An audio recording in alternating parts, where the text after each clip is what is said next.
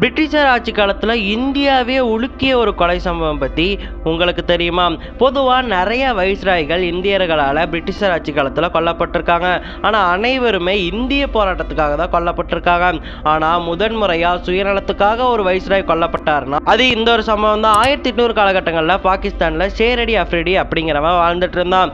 இவன் சிப்பாய் கழகத்தின் போது கிழக்கிந்திய கம்பெனிக்கு ஆதரவாக குதிரைப்படையில் இருந்தான். குதிரைப்படையில் நல்லா பணியாற்றினதால இவன் பிரிட்டிஷர் ஆட்சி காலத்தில் பஞ்சாப் காவல்துறையில சேர்க்கப்பட்டான். அங்க இவனுக்கு நிறைய பரிசுகளும் சான்றிதழ்களும் கொடுக்கப்பட்டுச்சு.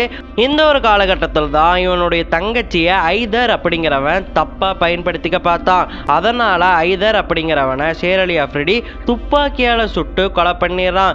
இதுக்கு அவன் என்ன காரணம் சொன்னான்னா, ஐதர் குடும்பத்துக்கும் எங்கள் குடும்பத்துக்கும் ரொம்ப காலமாக பகை இருக்குது, இதனால் எங்கள் குடும்பத்துக்குள்ளே ஒருத்தர் கொன்னுக்கிறது அப்படிங்கிறது ரொம்பவே சகஜமான விஷயம்தான், அதனால் அவனை கொல்றது என்னோட உரிமை, இதுக்கு நீங்கள் என்ன கைது பண்ண முடியாது அப்படின்னு சொல்லி கோர்ட்டார்கிட்ட கேட்டிருக்கான். ஆனால் கோர்ட்டார் இது ஒத்துக்காமல் நீங்கள் கண்டிப்பாக ஜெயிலுக்கு தான் போய் ஆகணும், இதுதான் சட்டம்னு சொல்லி அவனை அந்தமான் சிறைக்கு அனுப்பி வச்சிருக்காங்க.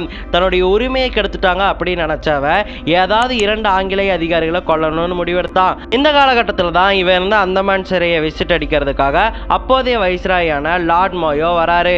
லார்ட் மாயோ வந்த உடனே ஆயுள் தண்டனை கைதியான இந்த ஷேர் அலி அஃப்ரிடி என்ன பண்றான்னு கேட்டீங்கன்னா, அவனை கொல்றதுக்கான திட்டங்களை போடுறான். அதன்படி லார்ட் மாயோ அந்தமான் சிறையை சுற்றி பார்த்துட்டு இரவு நேரம் தான் ரூமுக்கு போயிட்டு இருக்கும்போது பின்வழியா வந்து அவருடைய முதுகிலேயே குத்தி அந்த லார்ட் மாயோவை கொன்னறான். கொன்ன அடுத்த சில வினாடிகள்லயே லார்ட் மாயோ இறந்து போயிடுறாரு.